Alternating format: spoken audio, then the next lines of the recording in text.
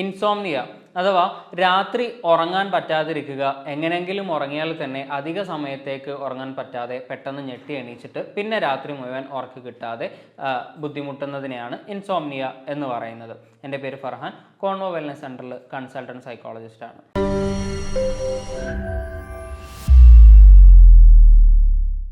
Insomnia എന്ന് പറയുന്നത് ഇപ്പോൾ പറഞ്ഞതുപോലെ തന്നെ രാത്രി തീരെ ഉറങ്ങാൻ പറ്റാതിരിക്കുക എന്നുള്ളതാണ്. അത് കേൾക്കുമ്പോൾ ചിലപ്പം വളരെ സിമ്പിളായിട്ടൊക്കെ തോന്നും എന്നുണ്ടെങ്കിലും ചില രാത്രികളിലൊക്കെ നമുക്ക് എല്ലാവർക്കും ഫീൽ ചെയ്തിട്ടുണ്ടാവും, നല്ല ഉറക്കമുണ്ട് കണ്ണിൽ, പക്ഷെ നല്ല ക്ഷീണമുണ്ട്, പക്ഷേ എന്നാൽ പോലും ഉറങ്ങാൻ കിടന്നു കഴിഞ്ഞാൽ കണ്ണ് ചിമ്മിയിട്ട് നമ്മളങ്ങോട്ട് ഉറങ്ങി പോവാത്ത ഒരവസ്ഥയൊക്കെ ഉണ്ടാവാറുണ്ട്. ചിലപ്പോഴൊക്കെ ഇതൊരു അരമണിക്കൂറൊക്കെയാണ് നമ്മൾ കഷ്ടപ്പെടാന്നുണ്ടെങ്കിൽ ചിലപ്പോഴൊക്കെ 1 മണിക്കൂർ 2 മണിക്കൂറൊക്കെ അങ്ങനെ കിടക്കേണ്ടി വരും. അങ്ങനെ കിടന്നിട്ട് ഉറക്ക് വരാതിരിക്കുന്ന സമയത്ത് നമ്മൾ മൊബൈലിൽ നോക്കും, കുറേ നേരം മൊബൈൽ കളിക്കും, എന്നിട്ട് ഉറങ്ങാൻ പറ്റില്ല. അങ്ങനെ ഏകദേശം പാതിരാത്രിയൊക്കെ കഴിഞ്ഞ് 1-2 മണിയൊക്കെ ആവുന്ന സമയത്തൊക്കെ ആയിരിക്കും ചിലപ്പോൾ നമ്മളങ്ങ് ഉറങ്ങിപ്പോകുന്നത്. ചിലപ്പോൾ നമ്മൾ സ്ഥിരമായിട്ട് ഉറങ്ങുന്ന സമയത്തിനേക്കാൾ കൂടുതൽ രാവിലെ ഉറങ്ങിയിട്ട് നമ്മൾ അതിനെ കോമ്പൻസേറ്റ് ചെയ്ത് പോവാറൊക്കെ ഉണ്ട്.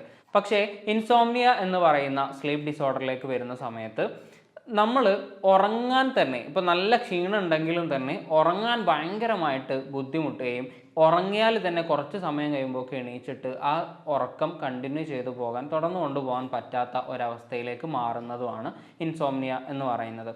ഇൻസോംനിയ എന്ന് പറയുമ്പോൾ കുറച്ച് സമയത്തേക്ക് മാത്രം ഉറങ്ങാൻ പറ്റാതിരിക്കുന്നതല്ല, ഒരു രാത്രി മുഴുവൻ കിടന്നിട്ട് ഉറങ്ങാൻ പറ്റാത്ത ഒരവസ്ഥയാണ്. ഇങ്ങനെ ഉറങ്ങാൻ പറ്റാത്തത് കൊണ്ട് തന്നെ നല്ല ക്ഷീണം ഉണ്ടാവും, പക്ഷേ ഉറങ്ങാനും പറ്റൂല എന്നുള്ളത് കൊണ്ട് തന്നെ ശരീരം പിന്നെയും വീക്കായി പോകുന്ന ഒരവസ്ഥയാണ് ഇവർക്ക് ഉണ്ടാവുന്നത്.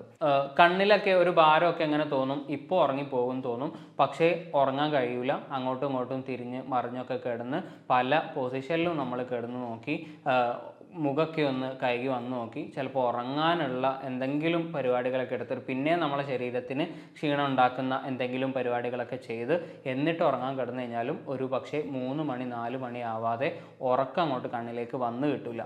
ഇനി വന്നാൽ തന്നെ ഇപ്പോൾ ഈ പറഞ്ഞതുപോലെ തന്നെ ചിലപ്പോൾ 4 മണിക്കൊക്കെയാണ് ഉറങ്ങുന്നതെന്നുണ്ടെങ്കിൽ 4:30-5 മണിയാകുമ്പോൾക്ക് അല്ലെങ്കിൽ ഒരു 5:30 ആകുമ്പോൾക്ക് പിന്നെയും എണീക്കും. പിന്നെ അന്ന് മുഴുവൻ ഉറങ്ങാൻ കഴിയില്ല.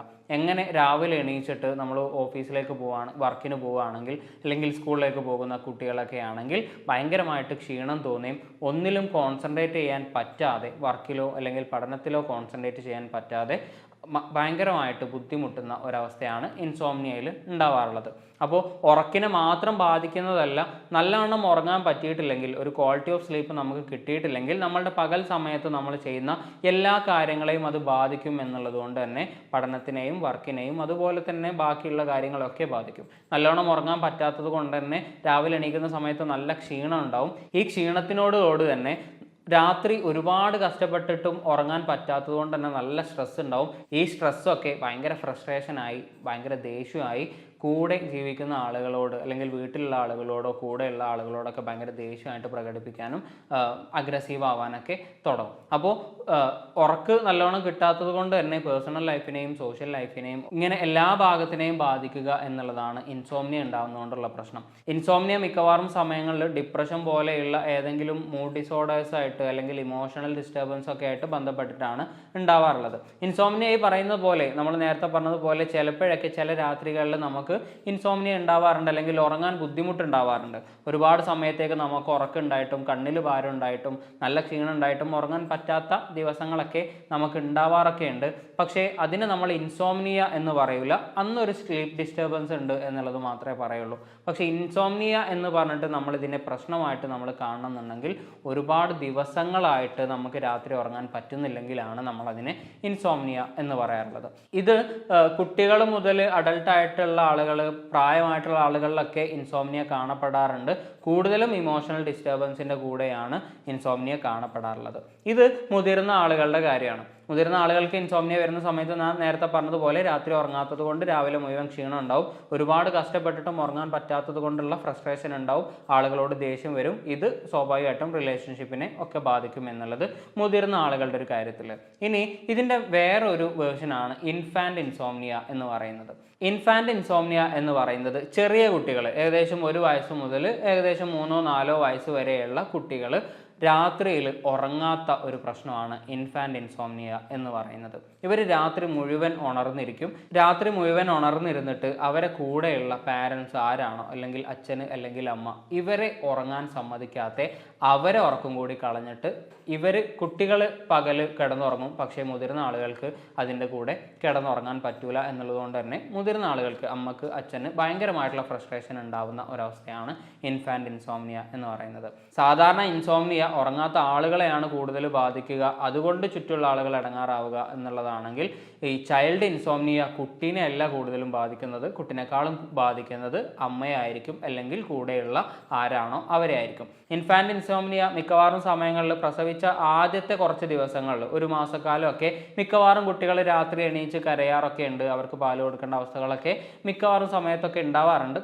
അത് കോമൺ ആണ്. പക്ഷേ അതൊക്കെ കഴിഞ്ഞ് ഏകദേശം 1 വയസ്സ് 1.5 വയസ്സായിട്ടും അല്ലെങ്കിൽ 2 വയസ്സായിട്ടൊക്കെ കുട്ടികൾ രാത്രി ഉറങ്ങാൻ വല്ലാതെ ബുദ്ധിമുട്ടുണ്ടെങ്കിൽ അവർക്ക് ഒരു ക്ഷീണം പോലും ഉണ്ടാവില്ല, അല്ലെങ്കിൽ രാത്രി ഉറങ്ങേണ്ട ഒരു നീട് പോലും അവർക്ക് ഉണ്ടാവില്ല. എന്നിട്ട് ഉറങ്ങാതിരിക്കുകയും പകൽ മുഴുവൻ കിടന്നുറങ്ങുകയും നമ്മളുടെ ആ കുട്ടിയുടെ അച്ഛനെയോ അമ്മനെയോ അത് കാര്യമായിട്ട് ബാധിക്കുകയും ചെയ്യുന്നുണ്ടെങ്കിൽ അതിനെയാണ് ഇൻഫാൻ്റ് ഇൻസോംനിയ എന്ന് പറയുന്നത്. ഇതും നേരത്തെ പറഞ്ഞതുപോലെ തന്നെ ഏതെങ്കിലും ചില ദിവസങ്ങളിലൊക്കെ ചിലപ്പോൾ സ്ഥലം മാറുന്നത് കൊണ്ട്, അല്ലെങ്കിൽ പ്രത്യേകിച്ച് ആ ദിവസം വേറെ എന്തെങ്കിലും സംഭവിച്ചതുകൊണ്ട്, അല്ലെങ്കിൽ ചിലപ്പോൾ തണുപ്പ് കൂടുതലുള്ള ദിവസമായതുകൊണ്ട്, ചിലപ്പോൾ ചൂടുള്ള ദിവസമായതുകൊണ്ട്, അല്ലെങ്കിൽ എന്തെങ്കിലും അസുഖം വന്നിട്ട് പനി പോലത്തെ എന്തെങ്കിലും പ്രശ്നങ്ങളൊക്കെ വന്നിട്ട് കുട്ടി ഉറങ്ങാതിരിക്കുകയാണെങ്കിൽ അതിനെയല്ല ഇൻസോംനിയ എന്ന് പറയുന്നത്.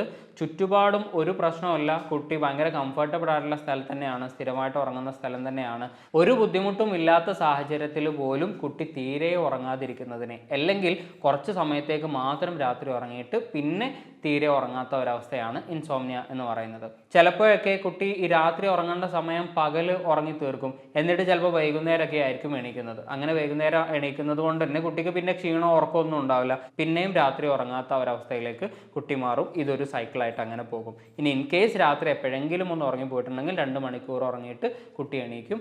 എന്നിട്ട് പാരൻസ് സുഖമായിട്ട് ഉറങ്ങുന്ന സമയത്തായിരിക്കും കുട്ടി എണീക്കുക. അങ്ങനെ എണീച്ചിട്ട് കുട്ടി ഭയങ്കര കരച്ചിൽ തുടങ്ങും. സ്വാഭാവികമായിട്ടും പാരൻസിന് ഉറങ്ങാൻ കഴിയില്ല, അവർ എണീച്ചിരിക്കേണ്ടി വരും. ഇങ്ങനെ കുട്ടീനെ ഉറക്കാൻ വേണ്ടിയിട്ട് പല പണികൾ ചെയ്യും, എടുത്ത് നടക്കും, കളിപ്പിക്കും, ഉറക്കാൻ വേണ്ടിയിട്ട് ഷോൾഡറിലിട്ട് തട്ടി കൊടുക്കും, തൊട്ടിലിട്ട് ആട്ടി കൊടുക്കും. എന്ത് ചെയ്ത് കഴിഞ്ഞാലും ഇവർ ഉറങ്ങില്ല.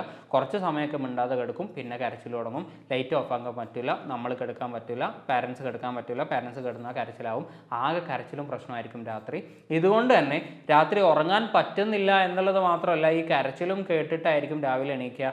രാവിലെ എന്തായാലും കെയർ ടേക്കേഴ്സിന്, പാരൻസിന് പണി ഉണ്ടാവും. ഈ പണി ചെയ്യാനും പറ്റില്ല, രാവിലെ ഉറങ്ങാനും പറ്റില്ല. ഈ ക്ഷീണം അതുപോലെ തന്നെ ഉണ്ടാവും എന്നുള്ളത് കൊണ്ട് തന്നെ ഭയങ്കര ഫ്രസ്ട്രേഷനും ബുദ്ധിമുട്ടും ദേഷ്യം പിടിക്കലും മൂഡ് സ്വിങ്സും എല്ലാ കാര്യങ്ങളും ഉണ്ടാവും. അപ്പോൾ ഇൻസോംനിയ എന്ന് പറയുന്നത് സിമ്പിളായിട്ട് ഉറങ്ങാൻ പറ്റാത്ത പ്രശ്നം മാത്രമല്ല ഉണ്ടാവുക, ഇങ്ങനെ ഉറങ്ങാൻ പറ്റാത്തത് കൊണ്ട് തന്നെ ഭയങ്കരമായിട്ടുള്ള ഫ്രസ്ട്രേഷനും ദേഷ്യമൊക്കെ മൂഡ് സ്വിങ്സും ഒക്കെ ഉണ്ടാവുകയും ചെയ്യും എന്നുള്ളതാണ്. അപ്പോൾ ഇൻസോംനിയ ഉണ്ടാകുന്ന സമയത്ത്, മുതിർന്ന ആളുകളെ സംബന്ധിച്ചിടത്തോളം ഇൻസോംനിയ ഉണ്ടാകുന്ന സമയത്ത് ചെയ്യാൻ പറയുന്ന കാര്യങ്ങൾ, ഇപ്പോൾ മൂഡ് ഡിസോർഡേഴ്സ് ഒന്നും അല്ലാതെ, ഡിപ്രഷനിൽ അല്ലെങ്കിൽ എന്തെങ്കിലും ആങ്സൈറ്റി ഇഷ്യൂസ് കൊണ്ടൊന്നും അല്ലാതെ ഇൻസോംനിയ വരികയാണെങ്കിൽ മുതിർന്ന ആളുകളോട് പറയുന്നത് രാവിലെ ഉറങ്ങുന്നത് ഒഴിവാക്കുക.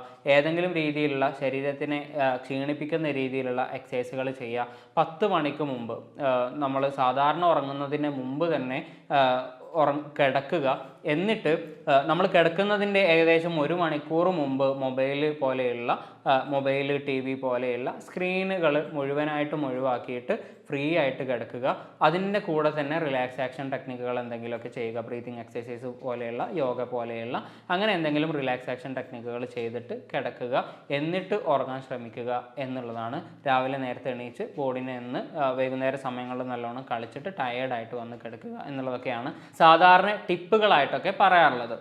ചിലപ്പോൾ മൂഡ് ഡിസോർഡേഴ്സിൻ്റെ ഒക്കെ ഭാഗമായിട്ട്, ചിലപ്പോൾ ഡിപ്രഷൻ്റെ ഭാഗമായിട്ട്, ആങ്സൈറ്റീൻ്റെ ഭാഗമായിട്ടൊക്കെയാണ് ഇൻസോംനിയ വരുന്നതെന്നുണ്ടെങ്കിൽ ഈ പറയുന്ന പരിപാടികളൊന്നും വർക്ക് ചെയ്യുന്നുണ്ടാവില്ല. ഡിപ്രഷൻ മാറിക്കഴിഞ്ഞാൽ അല്ലെങ്കിൽ ഈ ഇഷ്യൂസ് മാറിക്കഴിഞ്ഞാൽ മാത്രമായിരിക്കും നല്ലവണ്ണം ഉറങ്ങാൻ പറ്റുക. അപ്പോൾ അങ്ങനെ എന്തെങ്കിലും ഇഷ്യൂസ് കൊണ്ടാണ് ഇൻസോംനിയ വരുന്നത് എന്നുണ്ടെങ്കിൽ നല്ലൊരു സൈക്കോളജിസ്റ്റിനെ കാണിച്ചിട്ട് അതിനുള്ള ട്രീറ്റ്മെൻറ്റ് എടുക്കുക എന്നുള്ളതാണ്. ഇനി കുട്ടികളുടെ ഒരു ഇൻസോംനിയയിലേക്ക് വരുന്ന സമയത്ത് പല മെത്തേഡുകൾ പറയുന്നുണ്ട് കുട്ടീനെ രാത്രി ഉറക്കാൻ വേണ്ടിയിട്ട്. അതിൽ പ്രധാനമായിട്ട് പറയുന്ന ഒരു മെത്തേഡാണ് ക്രൈ ഇറ്റ് ഔട്ട് ഔട്ട് എന്ന് പറയുന്ന ഒരു മെത്തേഡ്. ഈ ക്രൈ ഇറ്റ് ഔട്ട് എന്ന് പറയുന്നത് കുട്ടിനെ രാവിലെ മാക്സിമം ഉറങ്ങാൻ സമ്മതിക്കാതിരിക്കുക. രാവിലെ ഉറങ്ങിയിട്ട് കുറച്ച് സമയം കഴിയുമ്പോൾ കുട്ടിനെ എണീപ്പിക്കുക, ഒരുപാട് സമയത്തേക്ക് ഉറങ്ങാൻ വിടാതിരിക്കുക, ചെറിയൊരു നാപ്പൊക്കെ എടുക്കാൻ 1 മണിക്കൂറൊക്കെ ഉറങ്ങാൻ പിന്നെ സമ്മതിക്കുക. പിന്നെ വൈകുന്നേരം ഉച്ച കഴിഞ്ഞതിന് ശേഷം തീരെ ഉറങ്ങാൻ സമ്മതിക്കാതിരിക്കുക. ഇനി രാത്രി ഉറങ്ങാതെ കരയുന്ന സമയത്ത് ലൈറ്റൊക്കെ ഓഫ് ചെയ്തിട്ട് എല്ലാവരും കിടന്നിട്ട് ആ കരച്ചിലിനെ മൈൻഡ് ചെയ്യാതിരിക്കുക എന്നുള്ളതാണ്. കരഞ്ഞ് കുട്ടി ക്ഷീണിച്ച് കുട്ടി സ്വയം ഉറങ്ങും. അങ്ങനെ ഉറങ്ങി കുട്ടീനെ ശീലിപ്പിക്കുക എന്നുള്ളതാണ് ക്രൈ ഇറ്റ് ഔട്ട് മെത്തേഡ് എന്ന് പറയുന്നത്. ഇത് മിക്കവാറും ഭയങ്കര ഇഫക്റ്റീവ് ആയിട്ടുള്ളൊരു മെത്തേഡ് തന്നെയാണ്. പക്ഷേ ഇത് ഭയങ്കര ബുദ്ധിമുട്ടാണ്. കാരണം രാത്രി ഒരുപാട് സമയത്തേക്ക്, ഏകദേശം 1 മണിക്കൂർ 1.5 മണിക്കൂർ നേരത്തേക്ക് കുട്ടി നിർത്താതെ കരഞ്ഞുകൊണ്ടിരിക്കും. രാത്രി കുട്ടികൾക്ക് ഇരുട്ട് ആവുക എന്ന് പറയുന്നത് മിക്കവാറും കുട്ടികൾക്ക് പേടിയായിരിക്കും. ലൈറ്റ് ഓഫാക്കി കഴിഞ്ഞാൽ റൂമിൽ മൊത്തം ഇരുട്ടായിട്ട് പിന്നെ പാരൻസിൻ്റെ കയ്യിൽ നിന്ന് പ്രത്യേകിച്ച് റെസ്പോൺസ് ഒന്നും ഇല്ലാതാവുന്ന സമയത്ത് കുട്ടിക്ക് ഭയങ്കര പേടിയായിരിക്കും, ടെൻഷനായിരിക്കും, കുട്ടികൾ കരഞ്ഞുകൊണ്ടിരിക്കും. ഇങ്ങനെ കരഞ്ഞുകൊണ്ടിരിക്കുന്ന സമയത്ത് കരച്ചിൽ കേട്ട് ഒരുപാട് സമയത്തേക്ക് ഇരിക്കാൻ പറ്റൂല എന്നുള്ളത് എല്ലാ പാരൻസിനുള്ള ബുദ്ധിമുട്ടാണ്. അതുകൊണ്ട് തന്നെ കുട്ടീൻ്റെ അടുത്ത് നമ്മൾ കംഫേർട്ട് ചെയ്യേണ്ടി വരും, ഒപ്പം കിടത്തേണ്ടി വരും. എന്നാൽ പോലും ലൈറ്റ് ഇടണം എന്ന് പറഞ്ഞ് വാശി പിടിച്ച് കരച്ചിലൊക്കെ ആയിരിക്കും. കുറച്ച് സമയത്തേക്കൊക്കെ ഒരു 15 മിനിറ്റ് നേരത്തൊക്കെ കുട്ടി കരയുന്നത് സഹിച്ച് കേട്ടിരിക്കാനൊക്കെ പറ്റുള്ളൂ. അത് കഴിഞ്ഞ് കഴിഞ്ഞാൽ ഈ കരച്ചിൽ നിർത്താനുള്ള പണിയായിരിക്കും പാരൻസ് മിക്കവാറും എടുക്കുക. അതുകൊണ്ട് ഈ മെത്തേഡ് ഭയങ്കര എഫക്റ്റീവ് ആണെങ്കിൽ പോലും മിക്കവാറും ആളുകൾക്ക് അത് ചെയ്യാൻ പറ്റാറില്ല. ഇതല്ലാതെ പിന്നെ പറയുന്ന ഒരു മെത്തേഡാണ് ഷെഡ്യൂൾഡ് അവേക്കനിങ് എന്ന് പറയുന്നത്. ഷെഡ്യൂൾഡ് അവേക്കനിങ് എന്ന് പറയുന്നത് രാത്രി ചിലപ്പോഴൊക്കെ 1 മണിക്കൂർ അല്ലെങ്കിൽ 1.5 മണിക്കൂർ സമയത്തേക്കൊക്കെ കുട്ടികൾ ഉറങ്ങാറുണ്ട്, അല്ലെങ്കിൽ വൈകുന്നേര സമയങ്ങളിൽ ഇങ്ങനെ ഉറങ്ങും. അങ്ങനെ ഉറങ്ങുന്ന സമയത്ത് ഒരു 15 മിനിറ്റ് കഴിയുന്ന സമയത്ത് ഇവരെ കുട്ടികളെ ഉണർത്തി കഴിഞ്ഞിട്ട് കുറേ സമയം ആ കുട്ടീൻ്റെ ഉറക്ക് പോകുന്നവരെ കുട്ടീനെ കളിപ്പിക്കുക. എന്നിട്ട് അതിനുശേഷം ഉറക്കാൻ അങ്ങനെ ആകുന്ന സമയത്ത് കുറച്ച് കഴിയുമ്പോൾ കുട്ടിക്ക് പിന്നെയും ഉറക്കം വരും. അങ്ങനെ ഉറക്കം വന്നിട്ട് ഉറങ്ങുന്ന സമയത്ത് പിന്നെയും ഒരു 15 മണിക്കൂർ കഴിഞ്ഞിട്ട് പിന്നെയും എണീപ്പിക്കാം. അങ്ങനെ എണീപ്പിച്ചതിന് ശേഷം പിന്നെ കുട്ടി ഉറങ്ങുകയാണെങ്കിൽ ആ രാത്രി മുഴുവൻ മിക്കവാറും സമയങ്ങളിൽ ഉറങ്ങാറുണ്ട്. ചിലപ്പോഴൊക്കെ ഇതും വർക്കൗട്ട് ആവാറുണ്ട്. 2-3 ദിവസം ഇങ്ങനെ ചെയ്യുമ്പോൾ കുട്ടി പിന്നെ ആ സമയമാകുമ്പോൾ ഉറങ്ങുന്ന രീതിയിലേക്കും രാവിലെ അധിക സമയം ഉറങ്ങാത്ത രീതിയിലേക്കും മാറിപ്പോകാറുണ്ട്. ഇതൊക്കെ വീട്ടിൽ നിന്ന് നമുക്ക് പരീക്ഷിച്ച് നോക്കാവുന്ന ടെക്നിക്കുകളാണ്. ഇനിയിപ്പോൾ ഇതൊന്നും പറ്റിയിട്ടില്ല, ഇതൊന്നും കുട്ടി കേൾക്കണില്ല എന്നുണ്ടെങ്കിൽ നല്ലൊരു സൈക്കോളജിസ്റ്റിനെ കണ്ടിട്ട് ട്രീറ്റ്മെൻറ്റ് എടുക്കാവുന്നതാണ്. വേറൊരു ടോപ്പിക്കുമായിട്ട് അടുത്ത വീഡിയോയിൽ കാണാം. Thank you.